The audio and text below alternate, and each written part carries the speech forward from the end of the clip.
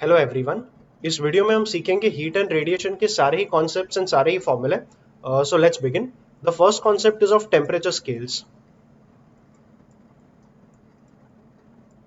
अब temperature measure करने के कुछ popular units are degree Celsius, Kelvin and Fahrenheit. इनका कन्वर्जन कुछ इस तरीके से डिफाइंड है। मान लो किसी भी टेम्परेचर यूनिट में, मतलब किसी भी यूनिट में अगर टेम्परेचर मेजर करना है तो उस यूनिट में हमें वाटर का freezing point and boiling point पता होना चाहिए। जैसे डिग्री सेल्सियस में freezing point of water is 0 degree Celsius and boiling point is 100 degree Celsius. तो एक रेशियो हम बना सकते हैं, दैट इज एनी रैंडम, मतलब कोई भी टेम्परेचर अगर डिग्री सेल्सियस में रहा उसमें से माइनस करना होगा 0, मतलब freezing point, divided by boiling point minus freezing point. ये रेशियो हर टेम्परेचर स्केल के लिए कांस्टेंट रहेगा। So this ratio will be equal to, Kelvin में देखा जाए तो केल्विन में freezing point of water is 273 Kelvin. अब एक्चुअल जो वैल्यू रहता है, the exact value is 273.15, but calculations में, न्यूमेरिकल्स में ये 0.15 हम काफी बार इग्नोर करते हैं। So freezing point of water in kelvin is 273 kelvin and boiling point of water is 373 kelvin. So अगर कोई भी टेम्परेचर जो सेल्सियस टेम्परेचर मैं यहाँ पे रिप्रेजेंट करता हूँ, उसी का करस्पॉन्डिंग केल्विन वैल्यू जो रहेगा वो यहाँ पर आएगा, kelvin minus the freezing point of water that is 273 divided by the boiling point of water 373 minus 273। यही चीज अगर फ़ारेनहाइट में कहे तो फ़ारेनहाइट ऐसा स्केल है जिसमें freezing point of water is 32 Fahrenheit and boiling point of water is 212 Fahrenheit. So ये जो सी का टेम्परेचर हमने सेल्सियस में लिया था, जिसका करस्पॉन्डिंग केल्विन वैल्यू के था, मान लो उसी का करस्पॉन्डिंग फ़ारेनहाइट वैल्यू एफ है, तो यहाँ पर जो रेशियो बनेगा that will B F minus the freezing point which is 32 divided by the boiling point of water which is 212 minus the freezing point which is 32। तो ये जो रेशियो है, ये रेशियो हमेशा कांस्टेंट रहेगा for any temperature in any unit that you take. मान लो हमने अपना एक रैंडम यूनिट बना लिया, let us call our unit to be X. So अगर हमारा यूनिट x है, हमारे यूनिट में फ्रीजिंग पॉइंट ऑफ वाटर को एक्स एफ कहेंगे and boiling point of water को एक्स बी कहेंगे। तो हमारे यूनिट में ये जो सेल्सियस टेम्परेचर सी था जिसका करस्पॉन्डिंग वैल्यू केल्विन में के था, फ़ारेनहाइट में एफ था, तो हमारे यूनिट में उस टेम्परेचर का करस्पॉन्डिंग वैल्यू मान लो एक्स है। तो जो रेशियो यहाँ पर बनेगा that will be x minus the freezing point which is x f upon the boiling point x b minus x f. तो ये हमारा जो रेशियो बनेगा it will be equal to all the previous ratios that we have made for that particular temperature. ये पूरा temperature scale सिर्फ temperatures के लिए कांस्टेंट है ऐसा नहीं है।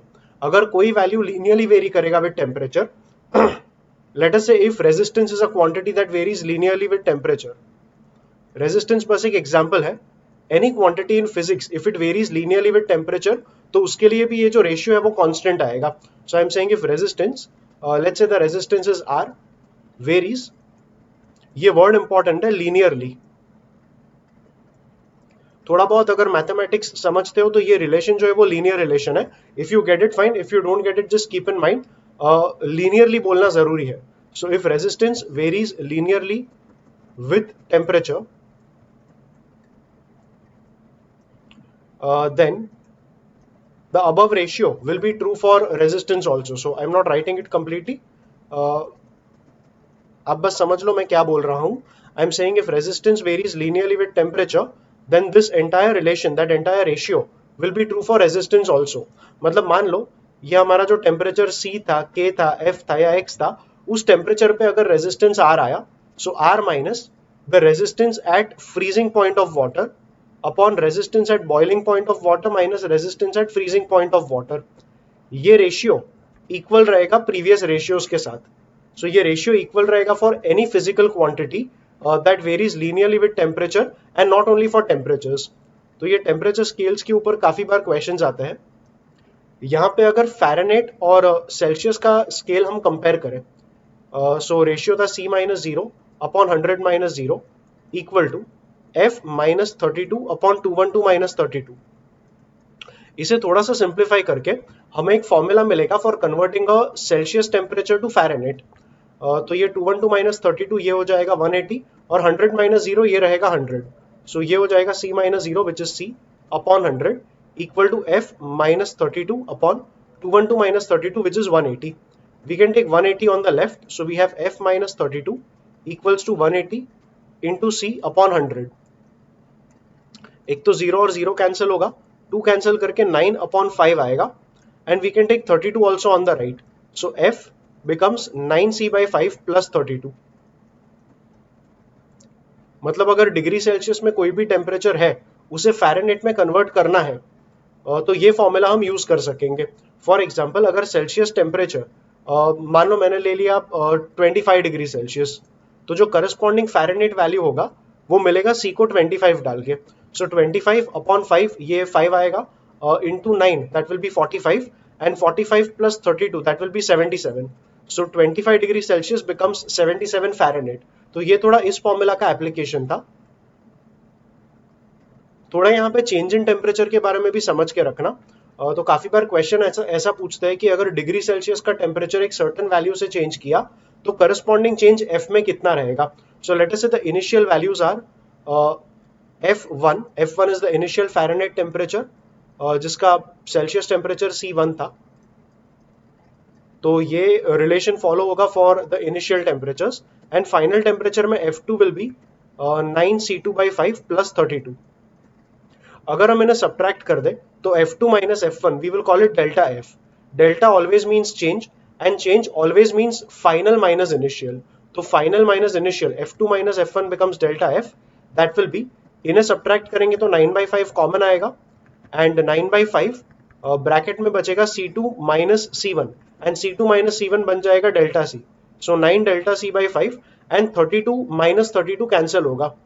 सो अगर कभी इन्होंने चेंजेस के बारे में पूछा, मतलब सेल्सियस टेम्परेचर अगर एक सर्टेन क्वांटिटी से चेंज हुआ तो करस्पॉन्डिंग एफ में चेंज कितना आएगा वो देखना है, तो हम ये फॉर्मूला यूज कर सकते हैं. That is delta f will be 9 by 5 times delta c. मतलब मान लो अगर सेल्सियस टेम्परेचर मैंने चेंज किया from 40 degree Celsius to 50 degree Celsius, तो हमारा डेल्टा सी का जो वैल्यू आएगा दैट इज 10 एंड करस्पॉन्डिंग जो डेल्टा एफ आएगा मतलब the Fahrenheit temperature that will change by 9 into delta C मतलब 10 by 5, so that will be 18. So if the change in degree Celsius temperature is 10, the change in Fahrenheit temperature will be by 18 Fahrenheit. Similar चीज हम कर सकेंगे for Celsius and Kelvin also. तो Kelvin का जो figures था वो ये था. So we have C minus 0 upon 100 minus 0 equal to K minus 273 upon 373 minus 273. Yeah, that's the very thing we had written here. अब 373 minus 273 खुद 100 आएगा. So this is 100. ये वैसे भी C upon 100 ही था. We can avoid writing that minus 0. So when that 100 goes on the left, वो इस 100 के साथ cancel होगा and we simply have Celsius plus 273 is Kelvin. So Kelvin temperature is always the Celsius temperature plus 273. मतलब मान लो अगर मैंने सेल्सियस टेम्परेचर वही 25 डिग्री सेल्सियस बोल दिया, सो 25 degree Celsius will be 25 plus 273 मतलब 298 केल्विन. बेसिक चीज है, अगर सेल्सियस टेम्परेचर में 273 ऐड कर लोगे तो केल्विन टेम्परेचर मिल जाएगा. सो ये थोड़ा डिस्कशन था about converting the Celsius temperature to Fahrenheit and to Kelvin. ये कन्वर्जन्स याद रखना, आपको न्यूमेरिकल्स में काम आएगा. Let's move on with the next topic that is thermal expansion. देखो बेसिक लॉजिक है कि अगर किसी भी सब्सटेंस को हीट करेंगे तो वो एक्सपांड होगा और कूल करेंगे तो कॉन्ट्रैक्ट होगा. मान लो we are simply taking a rod. इस रॉड का इनिशियल लेंथ L है and let us say initial temperature T1 से फाइनल टेम्परेचर T2 तक मैंने इसका हीटिंग किया. So the change in temperature delta T is T2 minus T1. I can say that I am heating the rod by a quantity equal to delta T. Heat करने से rod का जो length है वो बढ़ जाएगा and let us say the change in length is delta L. अब theory कहता है कि जितना तुम हीटिंग करोगे उतना ज्यादा रॉड एक्सपांड होगा. मतलब change in length is proportional to the change in temperature delta T and also the change in length will be proportional to the original length L. मतलब अगर initial length of the rod initial rod का length अगर लंबा रहेगा तो expansion ज्यादा होगा and initial length of rod कम रहेगा तो एक्सपांशन भी कम रहेगा. So delta L, that is change in length, depends on the original length. It also depends upon the quantity of heating, that is delta T, मतलब change in temperature. इन दोनों को अगर combine करेंगे, so we have delta L proportional to L into delta T, and proportionality हटा देंगे तो एक constant आएगा.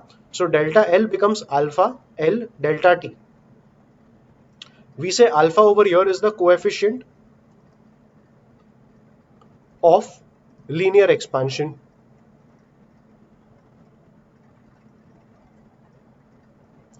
एंड जो इसका यूनिट आएगा वो इसी इक्वेशन में से तुम देख पाओगे. Delta L is the change in length, तो इसका यूनिट मीटर आएगा. लेंथ का यूनिट भी मीटर ही है. So metre and metre on left and right get cancelled, सिर्फ डेल्टा टी बचेगा. And standard unit delta T का केल्विन रहेगा. So when that kelvin goes on the left, alpha का जो फाइनल यूनिट निकल के आया that is per kelvin. So unit of alpha is you can say Kelvin inverse, or you can even say degree Celsius inverse, because when I say change in temperature, अब change in temperature में degree Celsius बोलो या Kelvin बोलो same रहेगा.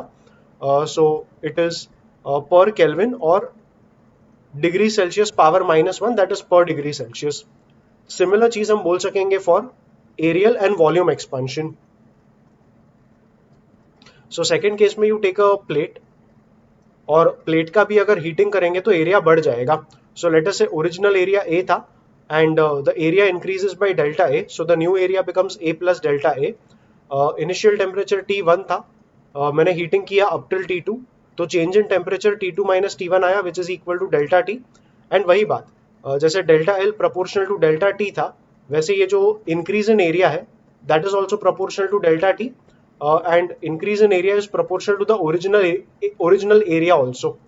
So delta A finally आएगा proportional to both of them, that is A delta T, और proportionality हटा देंगे तो constant of proportionality इस टाइम हम इसे कहेंगे beta. So beta A delta T.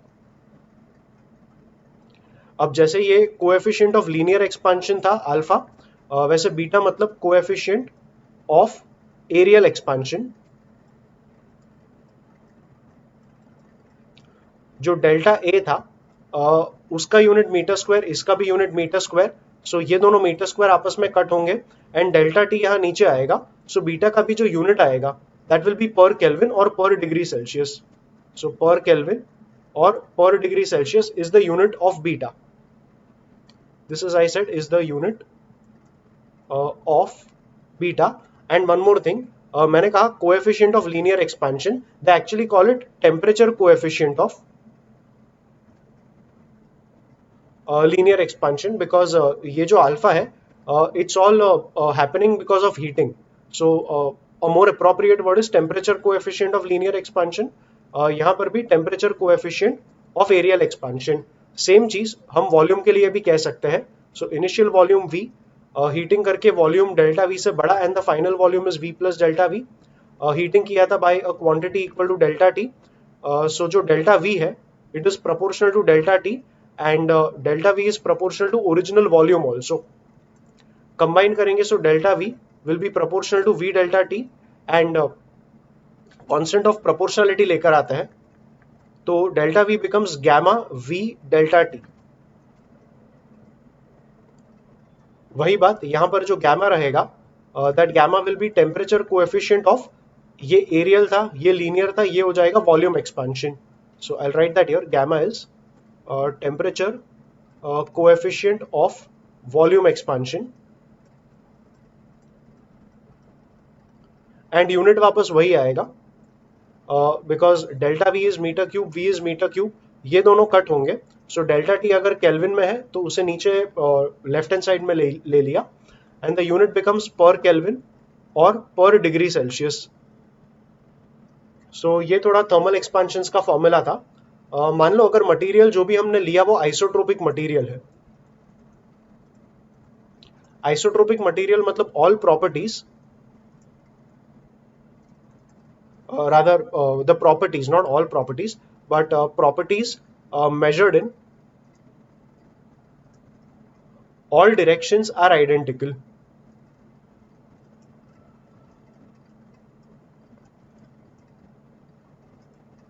मतलब मान लो अगर मैंने एक रॉड लिया और रॉड के ऊपर यहाँ पे मैंने फोर्स अप्लाई किया उसे ब्रेक करने के लिए, तो इस तरफ फोर्स अप्लाई करके रॉड को ब्रेक करना पॉसिबल रहेगा।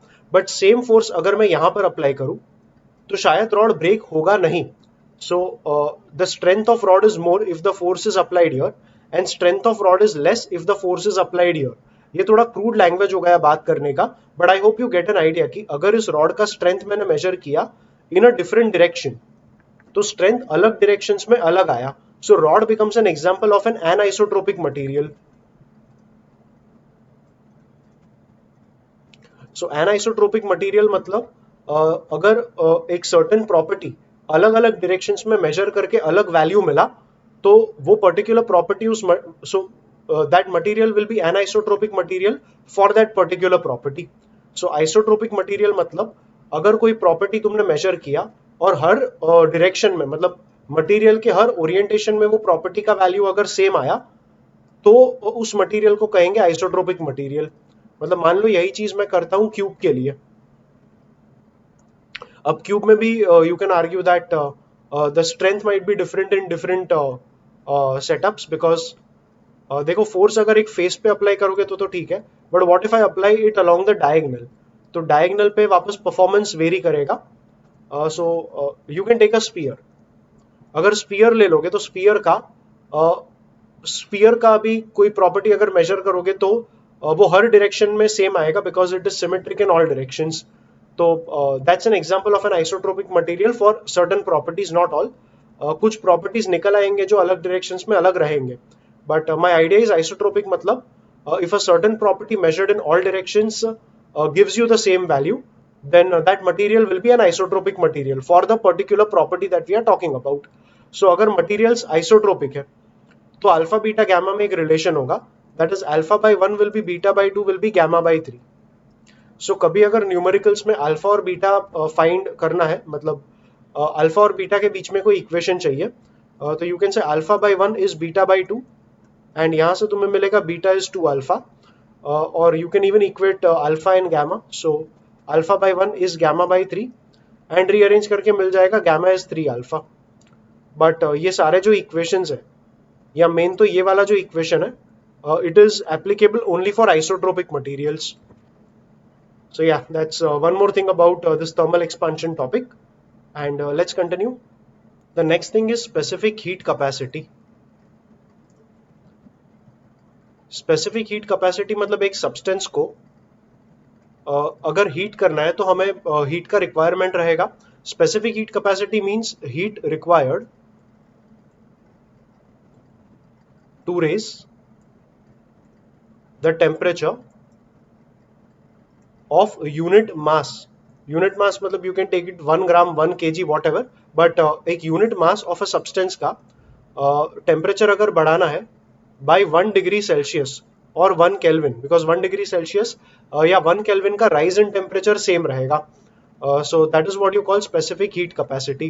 So the amount of heat required to raise the temperature of unit mass of substance by 1 degree Celsius और 1 kelvin is called specific heat capacity. So specific heat capacity मान लो अगर S से represent किया, मान लो मास जो मेरे पास है, ओके उसके पहले the unit will be heat required मतलब the amount of energy required, so that will be measured in joule per mass का जो यूनिट रहेगा you can make it kg for now, joule per gram रहा तो भी चलेगा, and I mean you can use whatever unit of mass you want over here. एंड यहाँ पे टेम्परेचर का जो यूनिट रहेगा you can call it kelvin और degree Celsius. So the standard unit will be joule पर kg kelvin for specific heat capacity. अब अगर अमाउंट ऑफ हीट रिक्वायर्ड का फॉर्मूला बनाना है दैट इज क्यू, तो ये हो जाएगा M S delta T. M S delta T इसलिए because if S was the heat required to raise the temperature of unit mass, तो अगर मेरे पास सब्सटेंस का मास एम रहेगा the heat required will be m into s, and ये जितना भी हीट था ये सिर्फ 1 डिग्री सेल्सियस के लिए ही था। सो अगर टेम्परेचर राइजेस डेल्टा टी मतलब मान लो 5 डिग्री सेल्सियस है, तो ये जो भी क्वांटिटी रहेगा हमें इंटू 5 भी करना पड़ेगा। So M S delta T by basic logic M S delta T becomes the total heat required to raise the temperature of M mass of substance by a temperature of delta T. तो यहाँ पे S का unit अगर joule पर kelvin KG है तो तुम्हें मास को भी केजी में ही लिखना पड़ेगा, and delta T U can write it in kelvin और डिग्री सेल्सियस। अगर यही चीज जूल पर ग्राम में होती तो मास ग्राम्स में लिखते। So depending on specific heat capacity किस यूनिट में दिया है, यू विल डिसाइड कि तुम्हें मास कौन से यूनिट में लिखना है। मतलब यहाँ पे जो यूनिट रहेगा मास का भी तुम्हें वही यूनिट लिखना होगा while you do the numericals. तो Q equal to m S delta T का फॉर्मूला याद रखना। यहाँ पे कुछ कन्वर्जन्स तुम्हें पता होने चाहिए। दैट इज जूल तो चलो हीट का मतलब एनर्जी का एक यूनिट हो गया, but heat energy is often measured in calorie. तो 1 calorie is 4.184 joule. And calorie इसलिए डिफाइन किया बिकॉज वाटर का जो स्पेसिफिक हीट कैपेसिटी है, specific heat capacity of water is this value, मतलब दैट इज कॉल्ड 1 कैलोरी। सो वो relevance है 1 calorie का। Specific heat capacity of water is I said 1 calorie for 1 gram of water. अब ideal unit तो joule पर kg kelvin ही रहेगा, but water के लिए मतलब ये जो 1 कैलोरी डिफाइंड है, it is defined as 1 calorie पर ग्राम पर डिग्री सेल्सियस और यू कैन से पर केल्विन। तो स्पेसिफिक हीट ऑफ वाटर मतलब अगर 1 ग्राम ऑफ वाटर का टेम्परेचर 1 डिग्री सेल्सियस से बढ़ाना है तो हमें 1 कैलोरी ऑफ हीट सप्लाई करना पड़ेगा। And 1 calorie of heat joule में देखें तो इट इज 4.184 जूल। इसे अप्रोक्सीमेटली 4.2 जूल भी लेते हैं while you do the numericals. So ये एक वैल्यू याद रखना for water. Specific heat capacity of ice या स्टीम अप्रोक्सीमेटली 0.5 कैलोरी पर ग्राम डिग्री सेल्सियस होता है। अब नॉर्मली न्यूमेरिकल्स में वो ये वैल्यू देके रखेंगे, but in case if they don't give, मतलब अगर आप क्वेश्चंस वगैरह करोगे तो आउट ऑफ 49 क्वेश्चंस में ये वैल्यूज दिए जाएंगे, बट अगर उस एक क्वेश्चन का आपको सामना करना पड़े तो you should know that the value is this. तो वैल्यू याद रख लेना, it's not too difficult to remember. And या we can move on to the next topic, that is heat capacity. Actually उसे यहीं पे लिख लेंगे। हीट कैपेसिटी का डेफिनेशन यही है, बस यूनिट मास के लिए नहीं रहता है। So heat capacity means heat required to raise the temperature of given mass of substance by 1 degree Celsius और बाय 1 केल्विन। अब गिवन मास है तो ये यूनिट मास तो रहेगा नहीं। अगर फॉर्मूला से देखेंगे तो heat capacity becomes m into S. सो हीट कैपेसिटी, अगर स्पेसिफिक हीट कैपेसिटी s था, specific heat capacity was defined for unit mass and heat capacity is defined for given mass. तो गिवन मास का temperature अगर 1 degree से बढ़ाना है तो that quantity will be given by m into S. So every time the question says heat capacity, it is the quantity m into s from here and s is only the specific heat capacity. Heat capacity का unit अगर देखेंगे, because heat capacity is defined for given mass and not unit mass, इसका simple unit आएगा joule पर degree Celsius. You can keep changing the unit, मतलब joule को अगर calorie में कन्वर्ट किया तो you can say calorie per kelvin और calorie per degree Celsius, but basic unit जो रहेगा that will be energy per unit temperature. So ये थोड़ा हीट कैपेसिटी का डिस्क्रिप्शन भी ध्यान में रखना। एंड या the next thing is latent heat. अब लेटेंट हीट भी दो टाइप का रहेगा, latent heat of fusion. Fusion is only a different word for melting. And next is latent heat of vaporisation.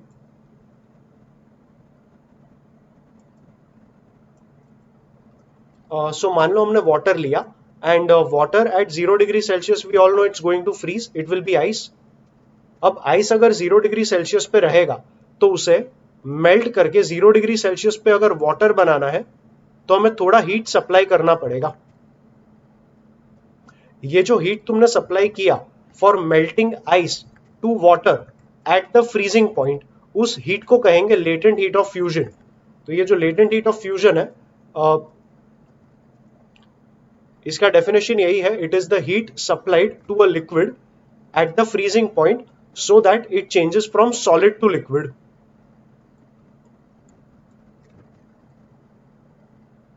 Water का भी latent heat of fusion value याद रख लेना। Latent heat of fusion for water, अब water बोलो ice बोलो एक ही बात हो गया because conversion is from ice to water. So yeah, I'll stick to water. Latent heat of fusion for water is 80 calorie per gram. So you will need 80 calories of heat for 1 gram of water to convert that 1 gram from ice to water. And same thing latent heat of vaporization, मतलब अगर boiling point पे रहोगे तो at 100 degree Celsius you will initially have water. तुम्हें इसे heat देना पड़ेगा to convert it to steam at 100 degree Celsius. So ये जो heat तुमने दिया for converting water to steam at the boiling point, that heat is called latent heat of vaporization. So latent heat of vaporization is supplied to a liquid for converting it from liquid to the gas phase. So ये latent heat of vaporization, again water का जो रहेगा वो याद रखना. For water the latent heat of vaporization is 540 calorie per gram.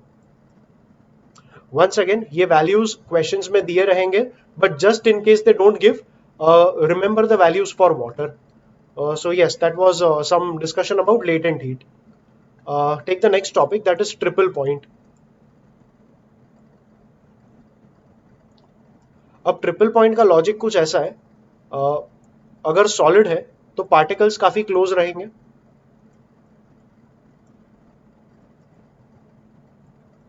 अगर liquid है तो पार्टिकल्स थोड़े सेपरेटेड रहेंगे,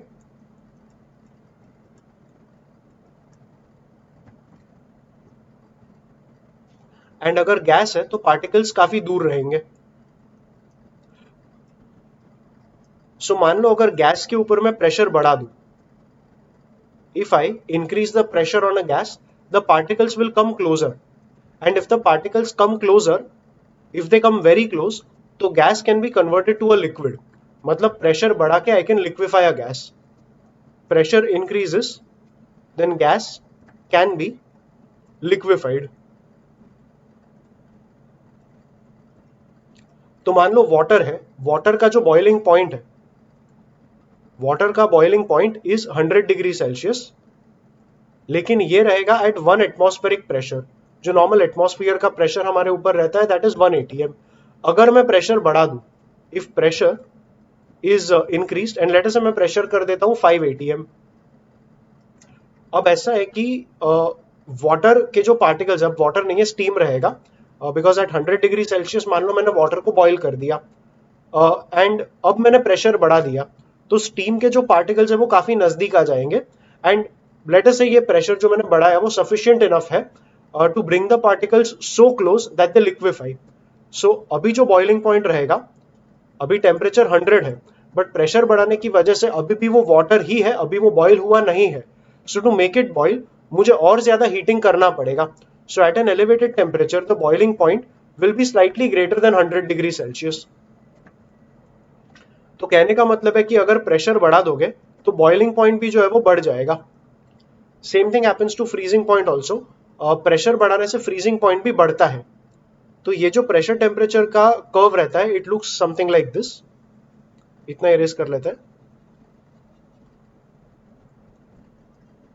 So on the graph we will plot pressure on the y-axis and temperature on the x-axis.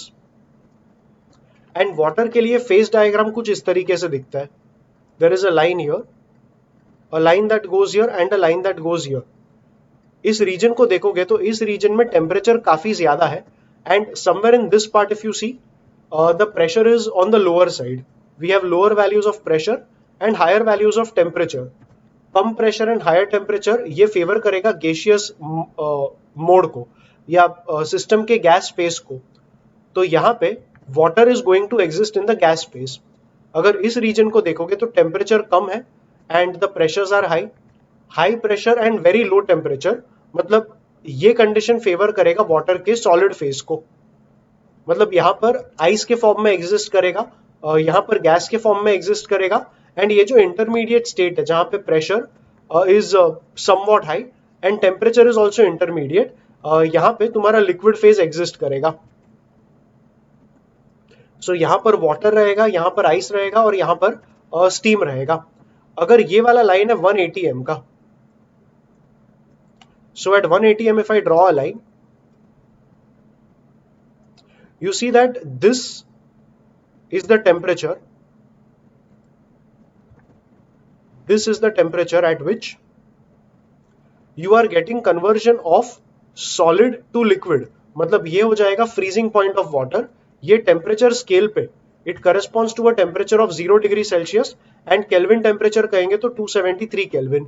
Kelvin is the standard unit for measurement of temperature. I'll talk about Kelvin in a while. आप इसी figure को थोड़ा आगे देखो. If you check over here at this temperature,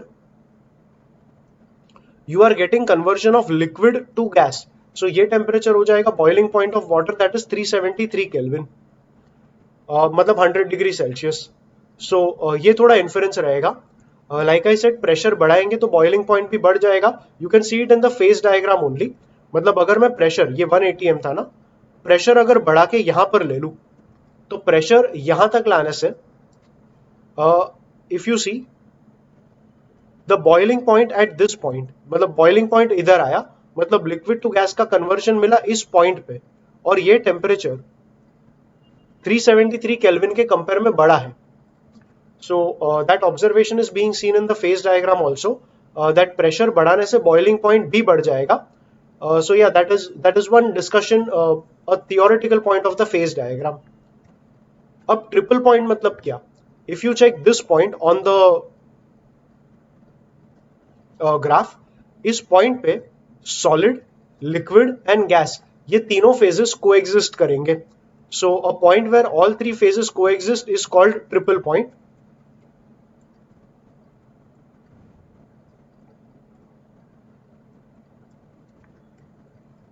ये जो diagram था specifically water के लिए था. सो वाटर के लिए अगर ये वाला टेम्परेचर देखेंगे, this temperature for water is 273.16 kelvin.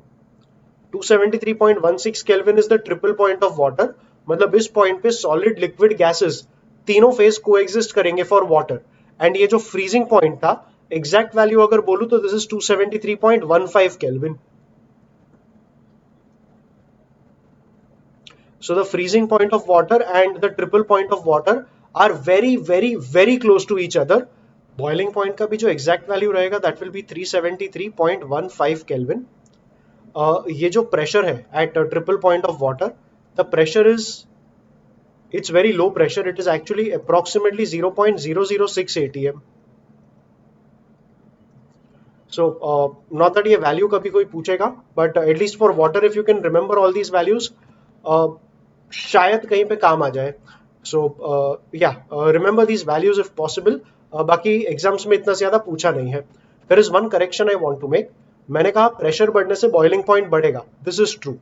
But मैंने ये भी कह दिया था प्रेशर बढ़ने से फ्रीजिंग पॉइंट बढ़ेगा, ये गलत है. प्रेशर बढ़ेगा तो फ्रीजिंग पॉइंट नहीं बढ़ेगा. You can see it in the diagram only. मतलब अगर मान लो ये प्रेशर 1 atm से मैं यहां तक बढ़ाता हूं, तो ओरिजिनली फ्रीजिंग पॉइंट जो यहां पर था एट 1 atm, अब प्रेशर बढ़ाने से फ्रीजिंग पॉइंट कम हो गया, because this line for water is going on the left hand side, slightly on the left. यही लाइन काफी सब्सटेंसेस के लिए राइट में भी जा सकता है. उसके लिए उन सब्सटेंसेस के लिए you can say that pressure बढ़ने से फ्रीजिंग पॉइंट बढ़ा.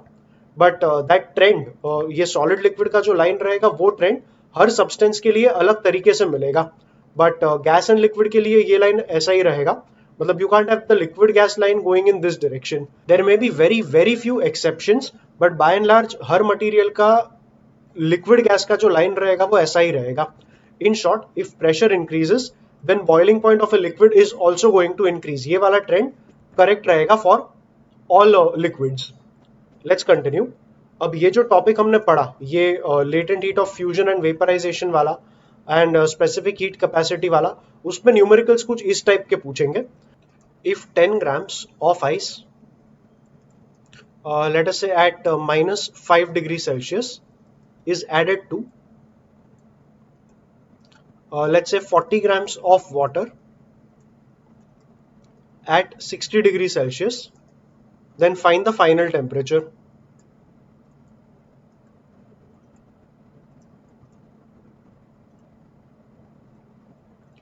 जब भी इस तरीके के सम्स पूछे, बेसिक लॉजिक यही रहेगा that heat lost will be equal to heat gained.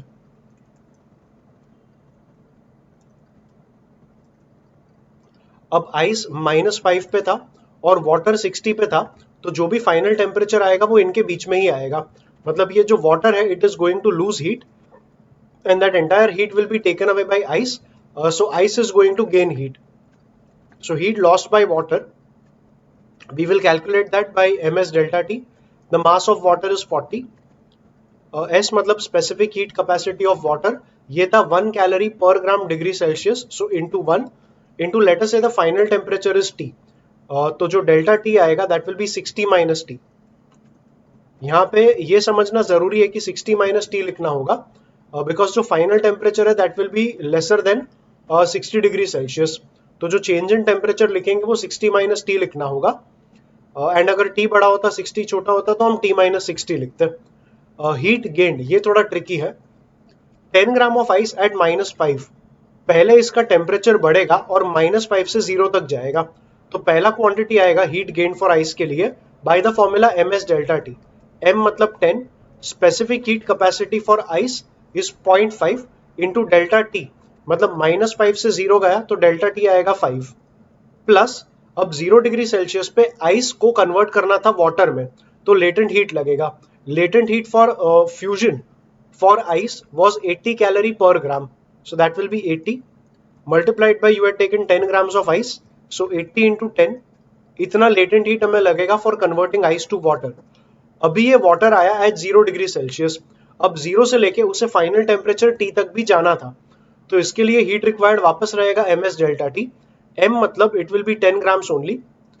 s मतलब अभी आ जाएगा स्पेसिफिक हीट ऑफ वाटर जो कि रहेगा 1 इंटू 0 से t जाने के लिए टेम्परेचर चेंज आ जाएगा t माइनस 0।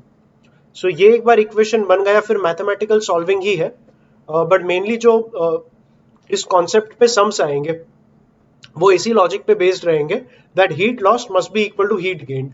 इतना इक्वेशन बना के तुम्हारा सम आसानी से सॉल्व हो जाएगा। Start simplifying this.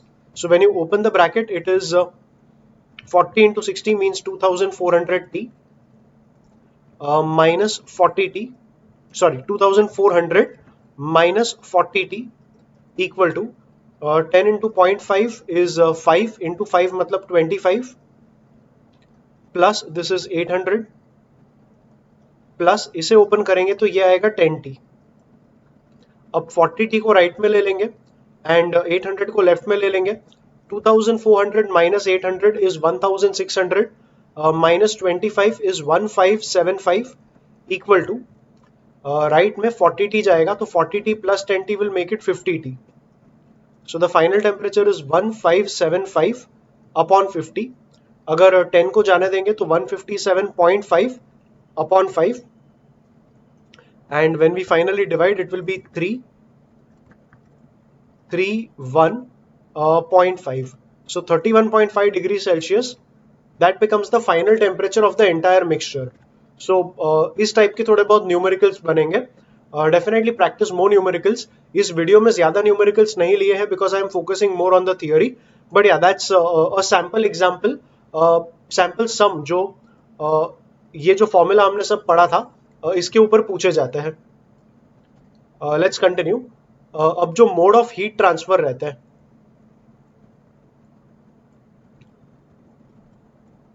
So there are 3 modes of heat transfer. First is conduction, second is convection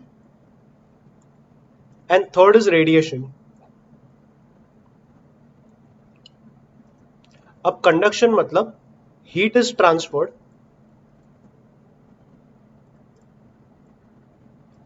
without movement of particles.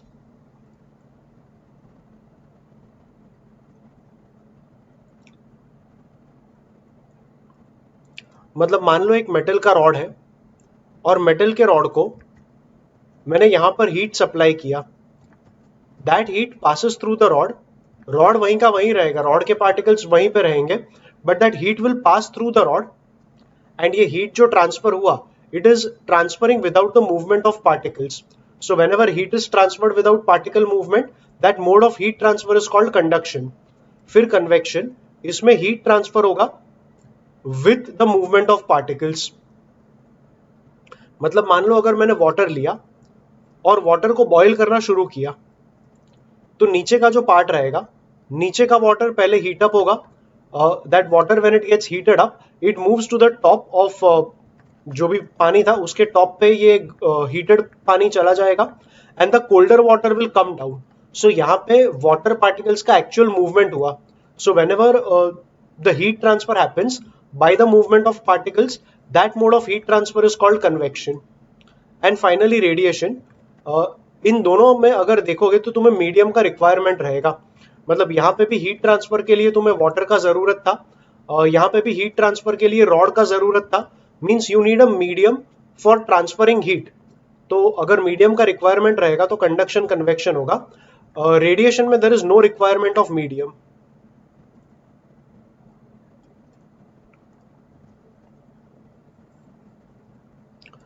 So no requirement of medium for heat transfer.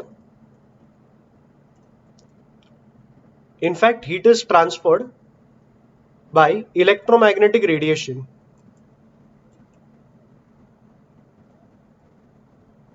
Heat is transferred by electromagnetic radiation मतलब basically waves, by heat waves. अब heat waves मतलब क्या? जैसे light waves होते हैं वैसे heat waves होते हैं. लाइट वेव, लाइट मतलब इलेक्ट्रोमैग्नेटिक रेडिएशन, वैसे heat waves are also a form of electromagnetic radiation only. Electromagnetic radiation मतलब अगर किसी भी मीडियम में या किसी भी, मान लो वैक्यूम भी रहेगा, तो अगर आसपास का इलेक्ट्रिक और मैग्नेटिक प्रॉपर्टीज डिस्टर्ब हुआ तो that disturbance results in the formation of electromagnetic radiation. तो heat waves are a form of electromagnetic radiation.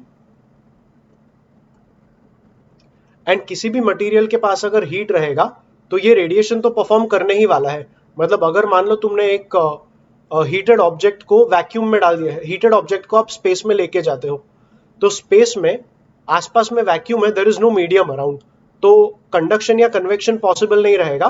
But the material will still lose heat by radiation. जो सन का heat earth तक आता है, that comes by radiation, because sun और earth के बीच में there is vacuum, there is no medium. So all of that sun's heat up to earth comes by radiation only. So radiation is a mode of heat transfer, like I said, that does not require a medium for heat transfer.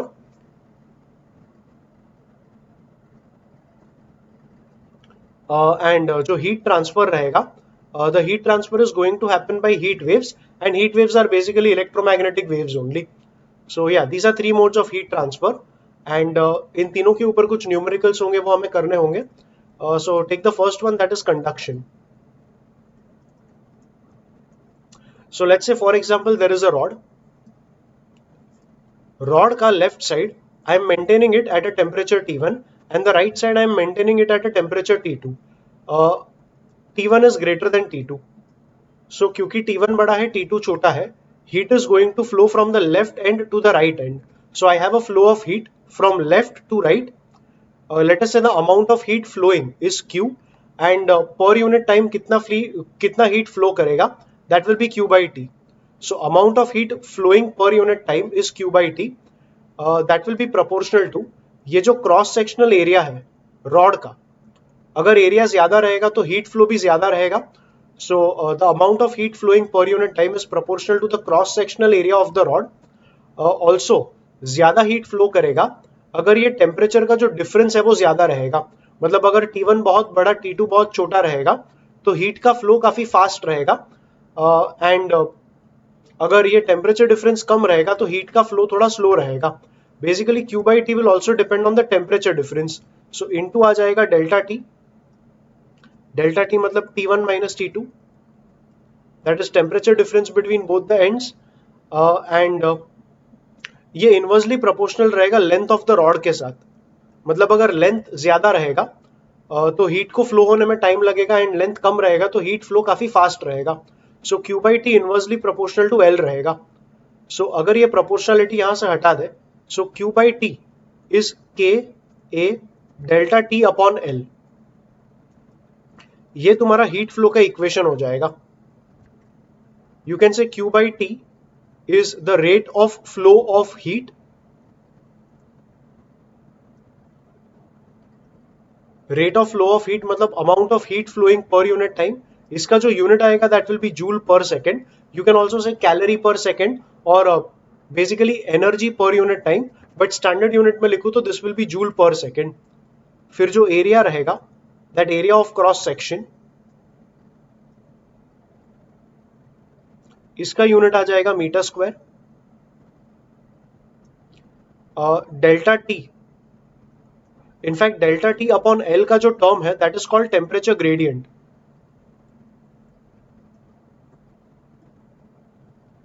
So temperature gradient का अगर standard unit देखेंगे, delta T upon L मतलब ये आएगा kelvin पर metre और degree Celsius पर metre. And finally ये जो के का टर्म है that is called thermal conductivity. And thermal conductivity का अगर यूनिट देखना है, so the unit of thermal conductivity can be derived from your only. Q by T, इसका unit joule per second, but joule per second is also the unit for power, and the unit for power is watt represented by W. तो K का unit लिखना start करेंगे तो यहां से आएगा watt, इसका unit metre square, so upon metre square upon kelvin और into metre. So watt upon metre square into metre ऊपर रहा एंड इनटू केल्विन नीचे आया. सो ये दोनों भी कट होंगे एंड नीचे सिर्फ एक मीटर बचेगा. So watt per metre kelvin that becomes the unit for thermal conductivity. Thermal conductivity depends on the material that you are taking. मतलब अगर ये मटेरियल थोड़ा थिक या थिन कर दोगे या लॉन्ग कर लोगे तो इससे तुम्हारा Q by T वेरी करेगा, बट K जो रहेगा that is a material specific property. So K depends on the material. अगर मटेरियल चेंज करोगे तो K चेंज होगा, बट इसका डिमेंशंस चेंज करने से K का वैल्यू चेंज नहीं होगा. अब ये जो फॉर्मूला हमने बनाया Q by T is equals to K A delta T upon L, इसे थोड़ा कैलकुलस के टर्म्स में भी लिख सकते हैं. If Q by T is defined as rate of flow of heat, we can write Q by T as dQ by dt. And अगर यहां डेरिवेटिव्स यूज किया तो ये भी जो ग्रेडियंट था टेम्परेचर ग्रेडियंट, इसे भी डेरिवेटिव के टर्म्स में लिखेंगे तो दैट विल बी के ए dt by dx. तो काफी बार कैलकुलस के टर्म्स में भी ये फॉर्मूला ऐसे लिखा जाएगा, but if calculus is confusing you, you can remember this format. अभी इस टॉपिक के ऊपर जो टाइप ऑफ क्वेश्चंस आएगा वो कुछ ऐसा रहेगा. Let us say there is a rod of thermal conductivity K, length L, cross sectional area is A. यहाँ का टेम्परेचर मान लो 500 है और हीट फ्लो करके मतलब heat left to right flow करेगा. यहाँ का टेम्परेचर मान लो T है और यहाँ से दो रॉड्स बाहर निकलेंगे. So one rod going in this direction, one rod going in this direction. So जो हीट आएगा it will flow up till here and from here that heat will split into two parts. Let us say इसका temperature is 200 and इसका temperature is let's say 100 and all the values are in kelvin. So हमें find करना है temperature of the junction. इस rod का thermal conductivity 2K, इसका thermal conductivity 3K, इसका length let's say is 5L, इसका length ले लो 3L and area of cross section सबका हम लेट्स अज्यूम A लेते हैं. You can even change the area of cross section if you want, it doesn't matter. Basic एक equation ही बनने वाला है. सो द सम इज और the question is find temperature of the junction. तो इस setup में हम ऐसा कहेंगे कि जो भी हीट फ्लो यहां पर आया it is getting split into two parts. So the heat flow from here that is heat flowing per unit time from here that is Q by T for the main rod should be equal to Q by T for the first rod plus Q by T for the second rod. So that is Q by T1 plus Q by T2. अब जो Q by T का formula था that is Ka delta T upon L. So for this rod, when you write Q by T, it will be thermal conductivity K, area of cross section A, delta T मतलब see when heat flows from left to right, ये ज्यादा temperature होगा, ये कम temperature होगा. So delta T is 500 minus T divided by length and length of this rod we had taken it to be L. That should be equal to Q by T for the first rod. So इसका thermal conductivity 2K, cross sectional area A, into delta T चाहिए। So delta T मतलब अब क्योंकि heat इधर से इधर गया, this temperature is higher, this temperature is lower, so we will write it as T minus 200 divided by the length, we will take it as 3L, it is given in the question, that is why, plus same setup अगर इस rod के लिए लिखेंगे मतलब Q by T for the second rod अगर लिखना है, so that will be 3K into cross sectional area A ही था, the temperature difference delta T will be T minus 100 divided by the length of rod which is 5L। अब इसे simplify करके T का value मिल जाएगा। Let's be quick in simplifying.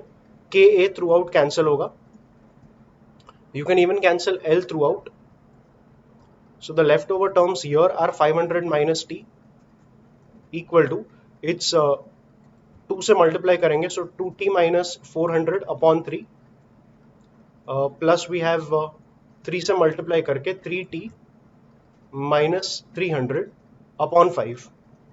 so let's take an LCM and जो नीचे 15 आएगा उस 15 को भी हम लेफ्ट में ले लेंगे, so 15 into 5 that is 75 और दो जीरोस भी थे, minus 15t is equals to 5 से मल्टीप्लाई किया तो ये 10t बनेगा और ये 9t बनेगा, सो 10t plus 9t is 19t, फिर माइनस हो जाएगा 200 and 900, sorry 2000 and 900, so minus 2000 minus 900 is minus 2900 and when you rearrange this goes on the left, you get 34t is equals to 7500 plus 2900, so that's 9500 and 900 मतलब 10,400, yeah, so T will finally be 10,400 upon 34। इसका exact division करके जो भी answer आएगा that will be the final temperature of the junction in kelvin. तो ये एक sample numerical था जो इस फॉर्मूला के ऊपर बेस्ड रहेगा, एंड अभी ऐसे बनाने जाओगे तो बहुत सारे न्यूमेरिकल्स बनेंगे, so you definitely need to practice them and I'm not taking too many numericals in the video or else it will become longer, and main focus हमारा इस वीडियो में theory पे था। so yeah, that's a sample numerical which can be made on this formula, and let's continue। थोड़ा भी इसी formula को देखो, the formula was Q by T equal to Ka delta T upon L। अब ये formula थोड़ा identical है with the electrical physics का formula, that is I equal to V by R। I equal to V by R electrical physics में इसमें I मतलब current, V मतलब potential difference and R मतलब रेजिस्टेंस। तो circuit में अगर करंट फ्लो करेगा, एक सर्किट में मतलब मान लो एक रेजिस्टेंस लिया और इसे हमने कनेक्ट किया एक बैटरी के साथ। इलेक्ट्रिकल सर्किट्स में बैटरी का काम रहता है पोटेंशियल डिफरेंस प्रोवाइड करना, सो बैटरी का मान लो EMF इज V, तो सर्किट में पोटेंशियल डिफरेंस आ जाएगा V वोल्ट और रेजिस्टेंस R था, resistance offers obstruction to the flow of current and finally current I था। So what flows in the circuit is the current, that current flows due to potential difference created by the battery. Battery important नहीं है, what is important is circuit में अगर potential difference आया तो current flow करेगा and something which obstructs the flow of current is resistance. तो इस formula को इसी के साथ हम कंपेयर कर सकते हैं, जैसे जो करंट रहता है that is charge flowing per unit time, तो यहां पे heat flowing per unit time is called heat current. so that heat current becomes a term analogous to current in electrical circuits। heat current या heat flow करता है because of temperature difference। so delta T था, इस वजह से heat flow कर रहा था, यहां पर potential difference था इसलिए current flow कर रहा था। so this delta T, the delta T term becomes analogous to potential difference। so temperature difference in this setup is analogous to potential difference in electrical circuits। अब अगर compare करें तो ये Ka अपॉन L का जो term है it is getting compared with 1 upon R। So 1 upon R is being compared with Ka upon L। So R जो रहेगा that becomes L upon Ka। अब R मतलब रेजिस्टेंस था इन इलेक्ट्रिकल सर्किट्स, तो यहां पर R मतलब थर्मल रेजिस्टेंस हो जाएगा।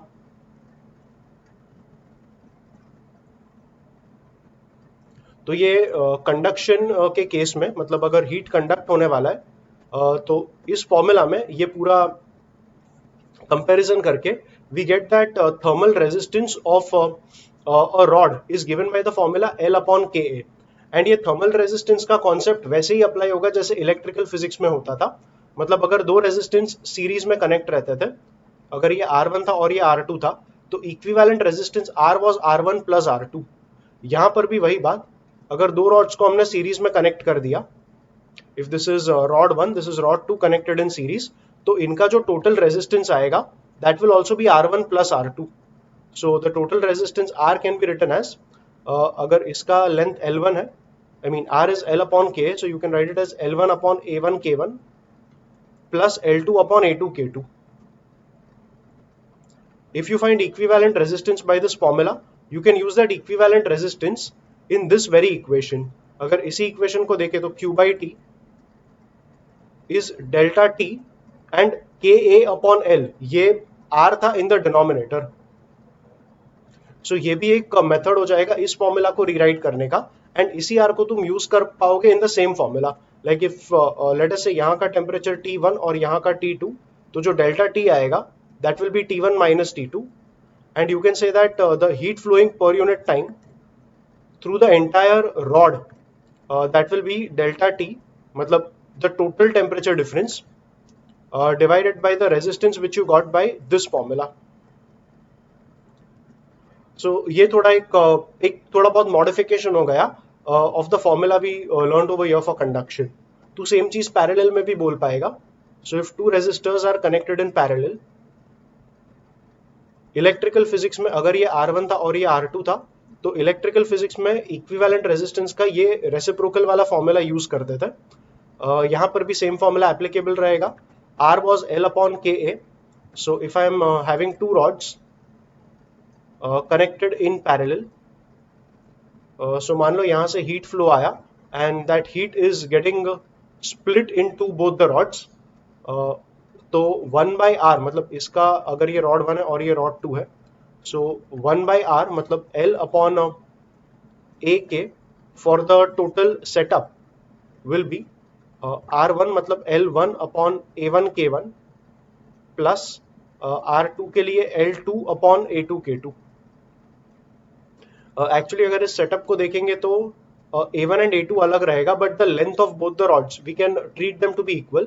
अगर लेंथ इक्वल रहेगा तो ये कट हो जाएगा, and you can actually get a formula for equivalent K, but मान लो इक्विवेलेंट के नहीं चाहिए, सिर्फ R चाहिए, तो this will be 1 upon R, and सब सिंप्लीफाई करके you can get R as it will be, मतलब इसका रेसिप्रोकल लेना पड़ेगा, और इसका भी LCM लेने के बाद रेसिप्रोकल लेंगे। सो नीचे आ जाएगा L1 L2 which becomes the numerator, and ये हो जाएगा A1 K1 L2 plus A2 K2 L1।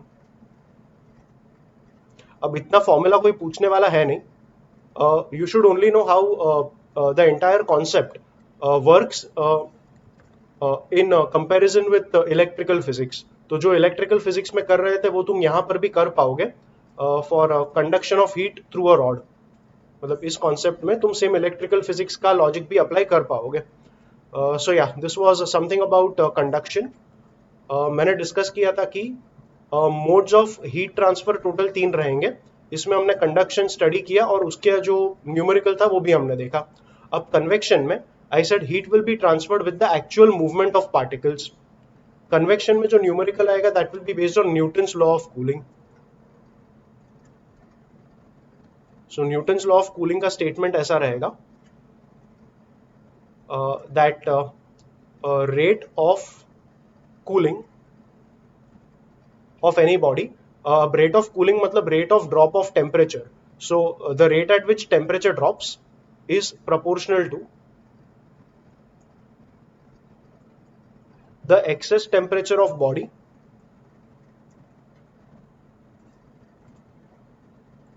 over surroundings।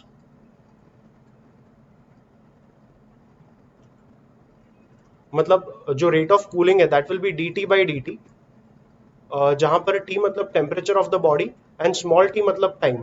So the drop in temperature with respect to time ये प्रोपोर्शनल रहेगा to the excess temperature of body over that of surroundings. अगर body temperature t है और surroundings temperature T0 है, तो जो body का excess temperature है that is T minus T0। तो ये रेट ऑफ कूलिंग इस क्वांटिटी के साथ प्रोपोर्शनल रहेगा। इसका थोड़ा सॉल्विंग कर लेंगे।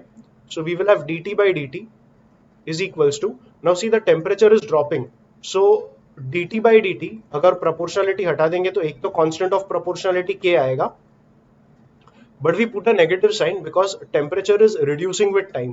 So because this t is a reducing quantity, we put a negative sign. मान लो ये नेगेटिव साइन तुमने नहीं भी डाला ना, तो एंड में कैलकुलेट करके k का अपना वैल्यू नेगेटिव आ जाएगा। So the negative sign will appear irrespective of whether you put it or not, but हम डाल के रखते हैं because like I said temperature is going to drop with time. तो ये तुम्हारा मेन इक्वेशन हो जाएगा न्यूटन्स लॉ ऑफ कूलिंग का। अब फिजिक्स में हम कैलकुलस थोड़ा कम करते हैं, बट अगर इसको थोड़ा कैलकुलस की हेल्प से सॉल्व करने का ट्राई करोगे तो इक्वेशंस ऐसे बनेंगे। You take dt on the right and t minus t naught on the left, so you will have dt upon t minus t naught is equals to minus k dt. Integrate both the sides. अब integrate करोगे तो k constant है वो बाहर आएगा, minus भी बाहर ही ले लेंगे, सो इंटीग्रेशन यहाँ पे आएगा। Late us say initial time 0 था एंड फाइनल टाइम t था। बॉडी का initial temperature T1 and final temperature T2 ले लो। So when you finally integrate, you will have now this is like 1 upon x. तो 1 upon x का integration is log x to the base e. We often write it as ln x, मतलब natural logarithm मतलब base e. So yeah, इसको integrate करके मिल जाएगा ln of t minus t naught and limit रहेगा from t1 to t2. Right में integrate कर लोगे तो इसका इंटीग्रेशन t आएगा एंड लिमिट्स डाल के t minus 0 मतलब t ही रहेगा. So this will be minus kt. You put t2, you put t1. So that will be ln of t2 minus t naught minus ln of t2 minus t naught minus ln of t1 minus t naught. अब log a minus log b मतलब log of a upon b. So ये हो जाएगा ln of t2 minus t naught upon t1 minus t naught is equals to minus kt. तो ये जो integrated law रहेगा ये एक्चुअली हम मैथमेटिक्स में ज्यादा यूज करते हैं, फिजिक्स में इतना ज्यादा यूज नहीं करते, but still you should no कि इंटीग्रेट करके जो फॉर्म आएगा वो फॉर्म क्या रहेगा। Because in case if they ask you questions with the logarithmic term, अगर लॉगरिथमिक टर्म आया तो तुम्हें इंटीग्रेट करके ये वाला एक्सप्रेशन लाके सॉल्विंग करना पड़ेगा। लाइक आई सेड फिजिक्स में इतना ज्यादा यूज नहीं होगा, but still you should be prepared with it. So ये हमारा इंटीग्रेटेड फॉर्म रहेगा। एंड अगर मान लो इंटीग्रेशन नहीं किया तो इसको ही कैलकुलस हटा के कुछ ऐसे लिख सकते हैं, dt मतलब change in temperature of the body, we will write it as delta T divided by dt मतलब time, so we can write it simply as small t equal to right में आ जाएगा minus k and t minus t not.